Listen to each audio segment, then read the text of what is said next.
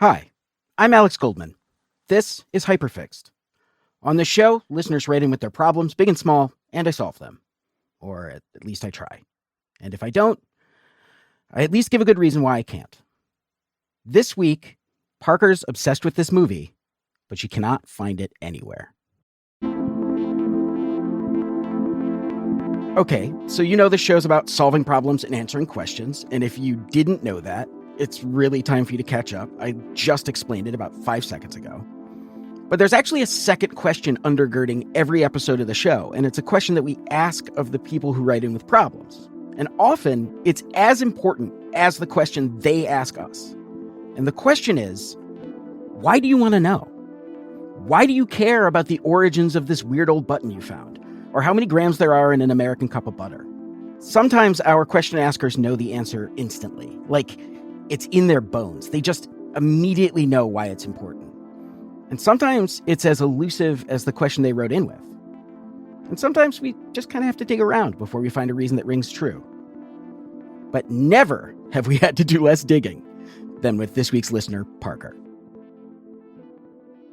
I love conversations and connections more than anything else in the world. Parker works in LA, and she's an immersive theater creator.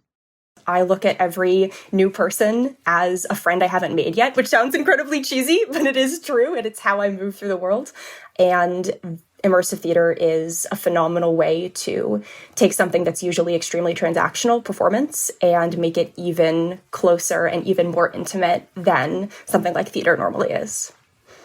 Wow, dude, you're outgoing on a level that, like, I interview people for a living, and when my microphone's not off, I'm just like, I can't. I have a very hard time with people. So I'm like truly impressed by your ability to like engage with the world in a way that I can't possibly do it. Thank you. I'm an extrovert at heart.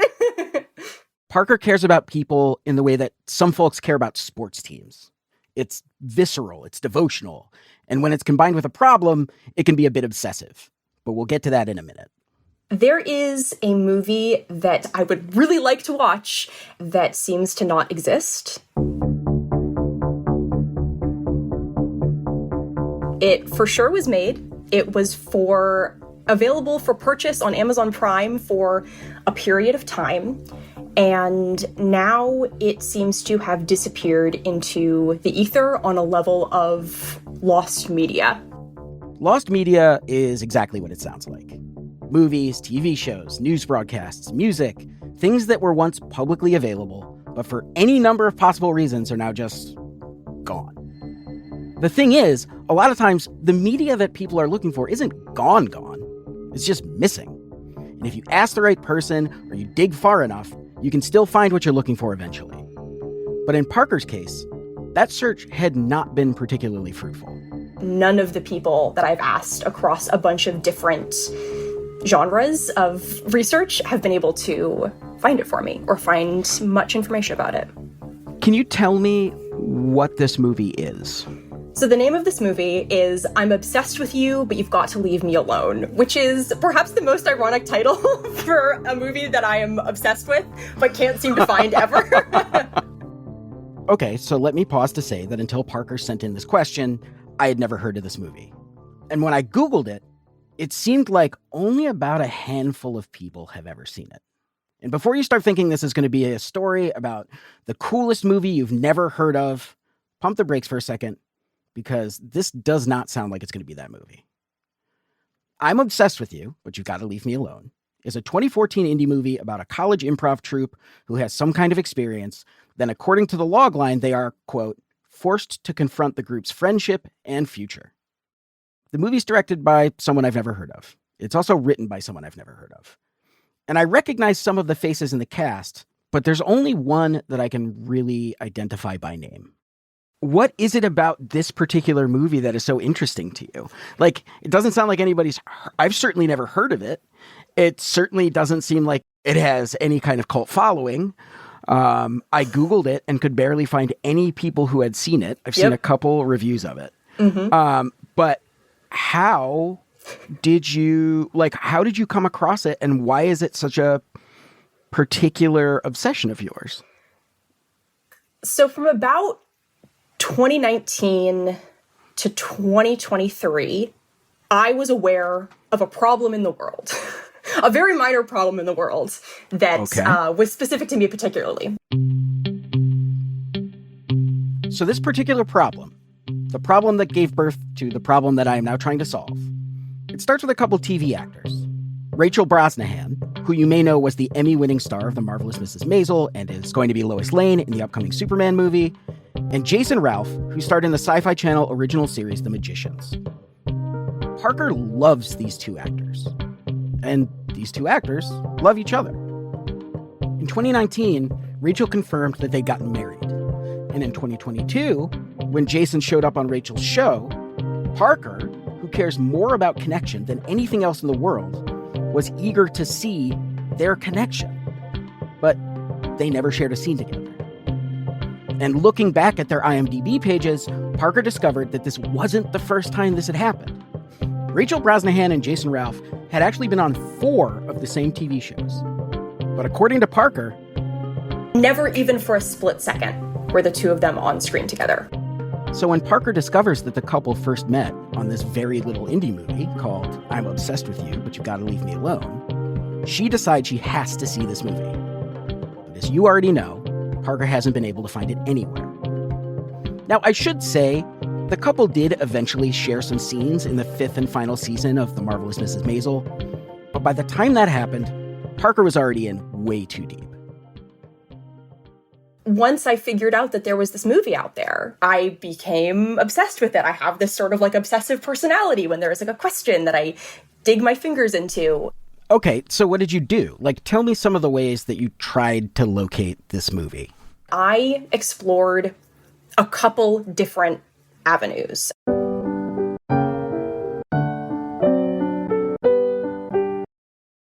First, Parker started by checking all the different streaming services.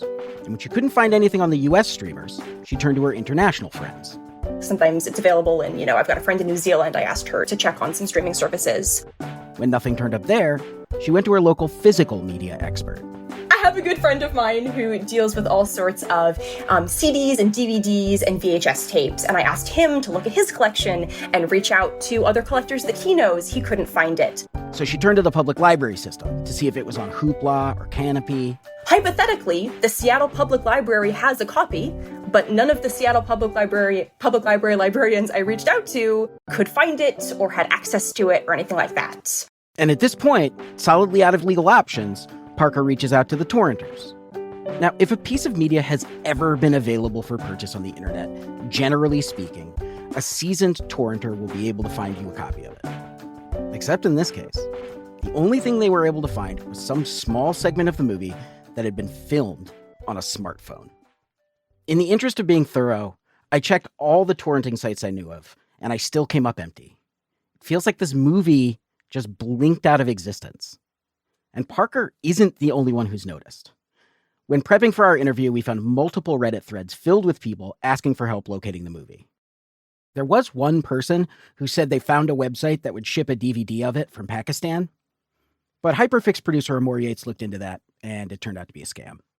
And the real kicker here for me is that I talked to someone who emailed the writer. And the writer of this movie did not know where to acquire a copy of this movie. Wow. All right. So what is a solution? Is it only being able to see the movie? The best solution, of course, is getting a copy of the movie, getting to see this movie. I think another satisfactory solution would be whoever's in charge of this explaining to me why I can't see this movie. If there is a reason, even if the reason is like a boring legal rights reason, that's fine. See, that to me is the more interesting part. Is that like, I don't know how distribution works and royalties work and who's owed what based on who produced what, but it does seem wild that it's not a thing we can just easily find. Right. It seems like they would be making more money by having this movie for sale than by not having this movie for sale. I will pay to watch this movie. I don't need it torrented. I will rent it on whatever streaming service. Take my money, please. I would like to pay you for this product that you've created. Allow me to do so. I just need someone to lay out for me how we got to where we are. And if the end of how we got to where we are ends with me watching this movie, incredible. And if it doesn't, well, then I guess we've all had, movie rights education time with Parker. You know what would be so funny? Is if I watched this whole movie and they still don't share a scene in this movie. That would be the most incredible comedic tick at the end of this story. I'm so confident they do share a scene, but I have no basis for this confidence. Yeah, what do you base that on? Why are you confident? Vibes. That is very funny, though. The idea that you would spend all of this time and enlist professional help. Only to find out that it does not exist. I love to make something else. My problem somebody else's problem. Well, you're doing a bang-up job, and I really appreciate it. Thank you. All right, we will get to work on this, and wish us luck. We'll be in touch. The issue of missing media is actually really near and dear to my heart, because even though I'm putting out an episode of this show a week, I put everything into it. You know what I mean? And so hearing that there are things that people sunk days or months or even years of their lives into that no one has ever seen, I want to find those and bring them out into the light for everyone to see. For the last couple decades, I have been doggedly following the story of The Day the Clown Cried, Jerry Lewis's lost Holocaust clown movie, which he decided after he finished it he didn't want anyone to see. And then there's the missing episodes of Doctor Who, 97 of them, to be exact, which went missing on the day the BBC decided that they were so unimportant, they literally taped over the masters of the show. So if you happen to have copies of these, please hit me up, because I'd love to stop having such strong feelings about this. Anyway, when I think about these and other missing movies and TV shows I'm interested in seeing, they all came out during a time when we didn't totally understand the value of these kinds of cultural artifacts. One of the things that makes Parker's missing movie so mysterious to me is that it came out 10 years ago, solidly within the digital filmmaking era. And I just couldn't think of a reason why something that recent would go missing. So I reached out to a couple of experts on the subject of missing movies. We cannot tell you how often the problem is that you think you cleared that music for in perpetuity, but did you? Or did you only clear it for 10 years? This is Amy Heller. She, along with her husband, Dennis Doros, are the co-founders of Missing Movies, a nonprofit organization founded on the belief that the entirety of cinema history should be available to all. The idea for the project started about 5 years ago, in the early days of the pandemic. The Directors Guild of America was doing a virtual panel with a group of filmmakers who recently realized they couldn't find their own films. And when Amy mentioned the names of the people on the panel, I was shocked to learn that these were not old-timey, under-the-radar directors. It's crazy to me, one of the names that you said was Mary Herron, because I think of her as being a relatively popular filmmaker. I mean, she made, famously, I think, American Psycho, Notorious Betty Page, I Shot Andy Warhol. What of her movies was missing? Do you know? I Shot Andy Warhol. Really? It's still missing. As long as we've known her, she's been working on trying to get the rights and getting it back in distribution.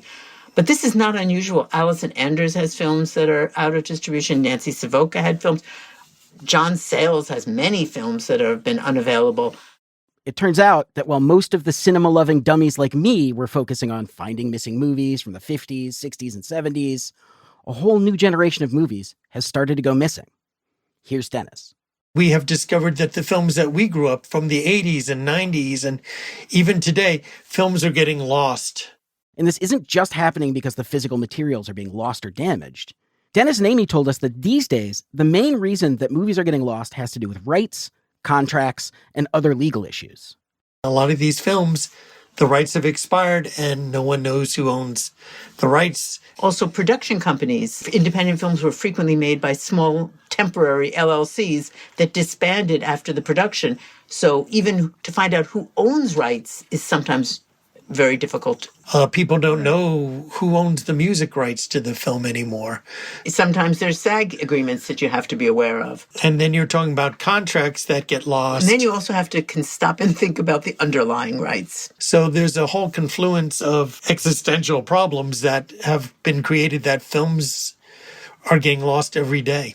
The radical thing here isn't that this is happening, but that so many contemporary filmmakers didn't realize it was happening. And by the time they did realize it, if they ever did, they had no idea how to get their movie back. And this is why Amy and Dennis rallied a group of their colleagues from across the film landscape to form Missing Movies.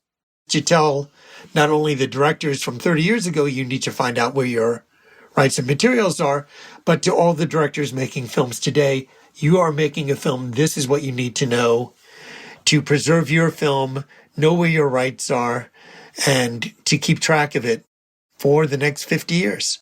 All of this stuff was thoroughly blowing my mind, but I wasn't sure if any of it was applicable to Parker's problem. Remember, I'm Obsessed With You came out in 2014, and Parker started searching for it sometime around 2021. It just didn't seem like enough time had lapsed for this particular missing movie to be a product of lapsed rights. There had to be something else going on. So I told Amy and Dennis everything I'd learned about this movie.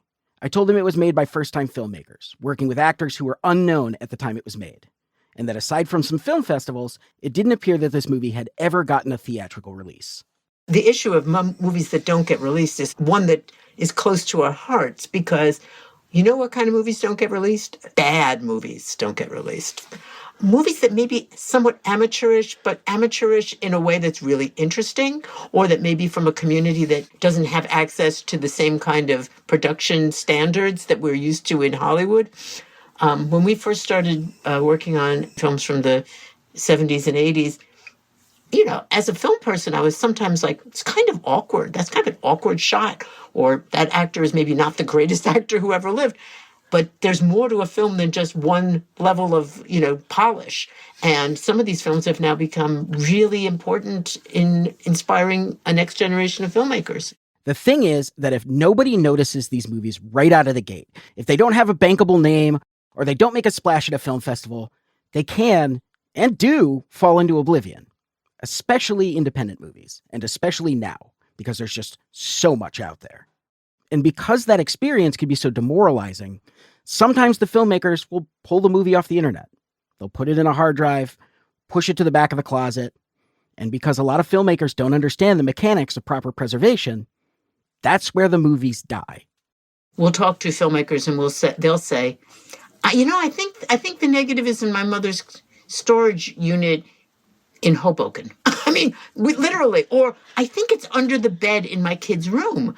I mean, for independent filmmakers, especially filmmakers who are making short films, documentary films, and it's okay if you keep your 16 millimeter, if you keep your A/B rolls, they may be fine. I mean, they may not, but they may be fine. But your digital hard drive will not be fine in 15 years. We've all had hard drives, Phil, have we not? Everybody knows that everybody's lost files, right? I mean, that happens to every human being who says, I thought I had downloaded that and I can't find it now. This happens to filmmakers too. Hard drives are only reliable for about 5 years. So if that's the way you're storing your movie, you need to be migrating it continuously, which can be a pain in the ass and it can be expensive. Dennis was even the president of an organization called the Association of Moving Image Archivists, or AMIA for short, which connects filmmakers to people who can help them preserve their movies. And it's only been in the last 15, 20 years where we've been reaching out to directors and producers and tell them we exist, we have services, we have information, you need to know this. And one of the great things about AMIA is that you don't have to be an archive to be a member. Anyone can be a member of AMIA and can go to the conference or can be on the listserv and ask any kind of question. And the community really supports conversations that really lead to more actions, more activity. It still takes some work, but as Nancy and Dennis like to remind people, so did making the movie itself. And just because the thing you made wasn't noticed in its time, doesn't mean that it'll always be that way. I'll tell you the basic motivation. Nancy Savoca says this: you need to have self-worth, that you value yourself and your work to be preserved. Don't care what the critics say. They can love it, they can hate it, whatever, but you need to have self-worth and give value to your work and that it needs preservation. And I'll say one other thing that I think that Nancy also talks about, which is what I thought you were going to say, is that when a film is lost, not only is the work of the filmmaker lost, but the actors, the set dressers, the editors, the cinematographer, the costumers, everybody's work is lost. So it's really important to think that this is when you're doing this, you're not just preserving it to preserve it like in a tourist way, but to preserve like a community of effort. So if we want to make sure that movies stop going missing, all we have to do, apparently, is make sure that all filmmakers are armed with the knowledge of how to preserve their movies. And, well, self-esteem. So please spread the word. It's not difficult. It's just you have to be aware that you want this to survive. Coming out of our interview with Amy and Dennis, we still have no idea why this particular movie went missing. But if it turns out to be some kind of contract situation or legal squabble that needs untangling, our friends at Missing Movies volunteered to help us untangle it. So with that in mind, we reached out to Genevieve Adams, the writer-producer of I'm Obsessed with You, But You've Got to Leave Me Alone. We sent an email to her manager explaining that Hyperfixed was named the number 4 best podcast of 2024 by Time Magazine, and that we wanted to talk to Genevieve about her movie. And within minutes, they put us in touch.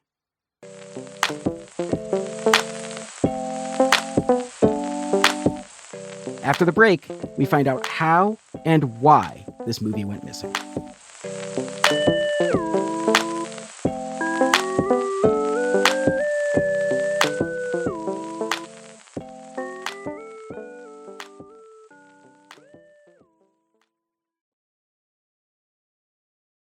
Welcome back to the show. So, before the break, Parker told us about a movie that came out in 2014, and even though it features a bona fide Hollywood movie star in an early performance, it now seems to only exist as an echo on the internet. It's not on any streaming services, it's unavailable for purchase, and Parker is far from the only person looking for it. So when we finally sat down with the film's writer, producer, and star, Genevieve Adams, we shared with her some people screaming into the internet void in the hopes that they could find this film. Hold on a second. I'm gonna share a link with you in the Zoom chat. Give me just a second. I don't use social media. I have an Instagram, but I never use it. So I don't know anything that's going on the internet. So if you go to the chat at the bottom, and there's a link right there for oh my God, for a Reddit called Movie Finder. I'm wondering if you could read the top here for me. This is hilarious. Okay, so I'm a huge Rachel Brosnahan fan. I've set out to watch all of her movies as I'm in my umpteenth quarter-life crisis. Anyway, I contacted the writer of the film, but she doesn't know why there isn't a way to watch it. This is 2 years ago. Okay. The director, who the writer suggested I contact, never returned my message. I feel like I've tried everything and cannot find a way to watch it. Reddit, please do your magic and help me. Here, it's been damn near 6 months of trying to no avail. Wow, that's a lot of commitment. Despite the fact that we found dozens of posts from people who are searching for this movie, Genevieve wasn't aware that there was any real demand for it. The movie was pulled off the internet several years ago, and the story of how and why that came to be went more or less the way that Amy and Dennis imagined it might go. I was sort of fresh out of college, and I didn't go to film school. I had mainly been educated in theater, and I had no clue what I was doing.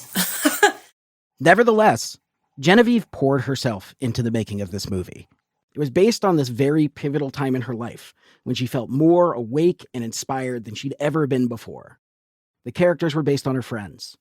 And when she tells stories about the production of this thing, it sounds like it ended up being a really madcap, magical experience. I think my favorite story she told me was the one about the crew member who got electrocuted. We had a lovely grip who was standing in the pond because we had to light the pond with these lanterns. And he got electrocuted. Luckily, he's fine. Oh, but God. I remember he was in shock. And Duccio carries him into the house. Duccio was our first AD, who has since worked on The Bear, and he's a hilarious little Italian man who is just a character in and of himself and a brilliant person. But anyways, we come in and he's frying hot dogs to make for this guy who just got electrocuted. And he was like, in Italy, we give the person a hot dog and it stops the electrocution. We were like, what? But okay. Weirder things have happened. Obviously, I hadn't seen the movie at this time, but the way Genevieve talked about it, it made me really want to. In addition to being the place where Rachel Brosnahan and Jason Ralph first met, according to Genevieve, I'm Obsessed with You was also the first production to cast Rachel in a comedic role, which is incredible when you think about the fact that she is now considered one of the greatest comedic actresses in television. Me and Genevieve talked about this movie for more than an hour. And it seemed like she was still really proud of this thing she made. It also seemed like she was still sad about the fact that when she sent it out into the world, it didn't have the impact she hoped it would have. I'm Obsessed with You, But You've Got to Leave Me Alone premiered at the Sonoma Film Festival, and it played at a festival in Poland. And it got pretty good reviews, just not from any major outlets. And ultimately, the movie didn't sell. So Genevieve submitted the movie to an aggregator, which works like the middleman between filmmakers and streamers. Film Buff, who's a digital aggregator, picked it up and put it on their platform. And so it was on Amazon, it was on iTunes. It did get distributed, which was great. The problem is that once the movie got posted to those streamers, nobody really watched it because nobody really knew it existed. And this is the first part of the answer to Parker's question about why the movie isn't online. You see, in the deal that Genevieve made with the aggregator, all they'd promised to do was get the movie out in the world, because that's what aggregators do. Figuring out how to drive traffic to the movie, that job fell back on the production team, and they'd run out of money. At that point, we had nothing left. Like, a lot of films have double the budget for publicity, and we literally had nothing. So without, directing traffic to the film or having a really splashy festival premiere with all the actors there, you couldn't really make it visible. I asked Genevieve how long the movie was up on Amazon, but she didn't remember for sure. She says she thinks it came down in 2021 when her contract with the aggregator expired. And then she chose not to even try and get it back up. It just didn't make sense anymore. I was like, oh, this, we're not actively trying to, the movie's kind of, it's over, She told me the movie wasn't gone. You know what I mean? She still had it on a hard drive in her closet. But she also said she didn't think anybody would miss it if they took it down. I couldn't help but think about my conversation with Dennis and Amy about how one of the reasons these movies go missing is simply because the filmmakers become convinced that they're not worth preserving. So I felt compelled to tell her, yeah, I gotta say, it's not over. People want to know about it. That's really, really like, if you told me that, a few years ago, I would have been like, what are you talking about? If you go on like Reddit, there are places that are where people are like, has anybody seen this movie? Does anyone know how to see this movie? Like, really? I really want to watch it. Yeah, there are a lot of people being like, how do I see this? All right, we'll put it up. Look at me over here. Problem solver, motivational coach. I'm the complete package. I mean, I want them to watch the movie. Yeah, so I'll try to get it out there, I guess. This is a really funny, lovely reminder of something that, meant a lot to me at the time, and I would be happy to share. When we said goodbye to Genevieve, I really wanted to believe that this movie was going to find its way back into the world. But I also had my doubts. Because while I may not know anything about filmmaking, I do know about hard drives. And when Genevieve said, this movie isn't missing, it's on a hard drive in my closet somewhere, all I could think was, God, I hope it hasn't been there for the last 10 years.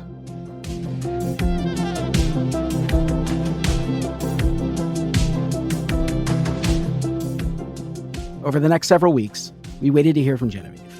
And with every week that passed, I became more nervous about the condition of the movie. I wondered if we were too late, if Genevieve had tried submitting the movie and discovered her footage had been corrupted.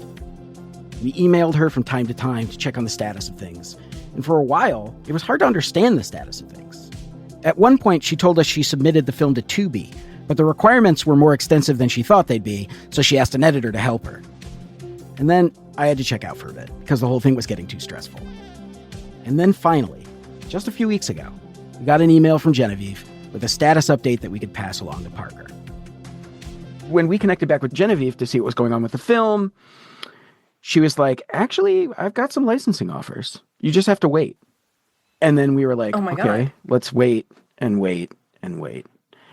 And our thought was like, this is definitely not going to come out until right before Superman comes out. Like this summer sometime. It was really, really stressful. But then we got this link, and I wanted to send you this link. I'm sending it in the chat. I'm wondering if you can take a look at it. I will take a look at it.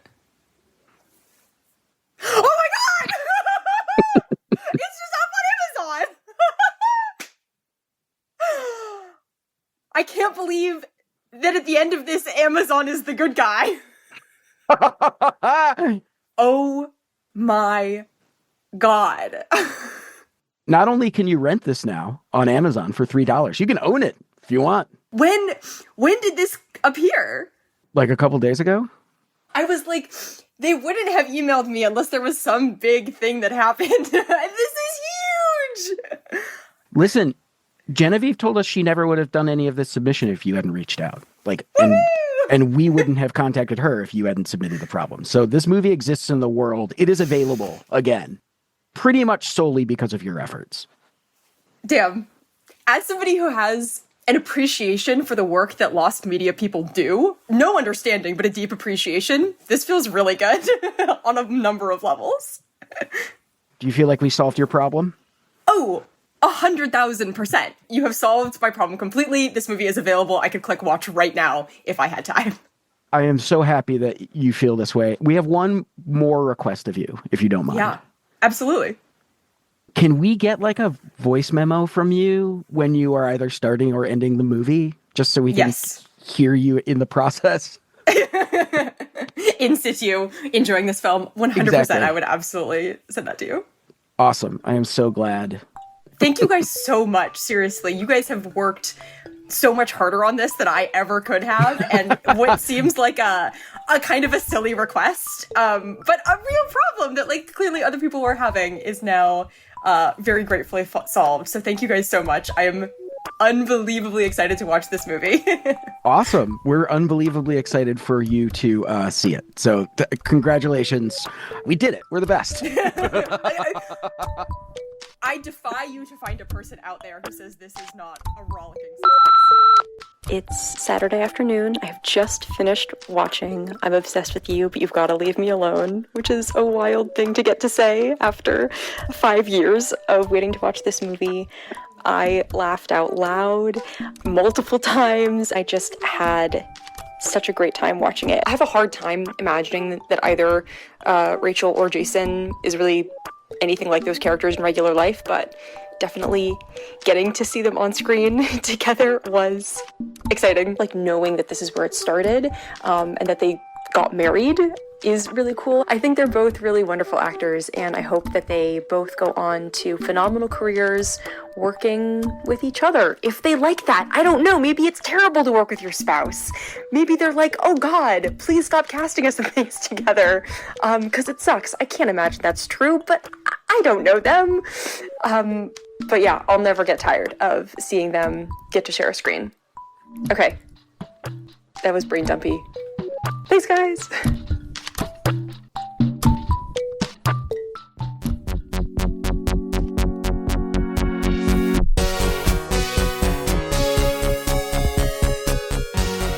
This episode of Hyperfixed was produced, edited, and fact-checked by Emma Cortland, Amor Yates, and Sari Soffer-Sukenik. The music is by the Mysterious Breakmaster Cylinder and me. The show is engineered by Tony Williams. You can get bonus episodes, join our Discord, and much, much more at hyperfixedpod.com. Hyperfixed is a completely independent podcast, and we rely on premium memberships to keep this thing going. So if you like the show at all, please consider becoming a member. hyperfixedpod.com/join. We are in the process of working on some merch with some very cool designers in the next couple of months, but it will be produced in very limited numbers, and it will only be available to premium members. So again, please think about joining. Hyperfixed is a proud member of Radiotopia from PRX, a network of independent, creator-owned, listener-supported podcasts. Discover audio with vision at radiotopia.fm. Thanks so much for listening.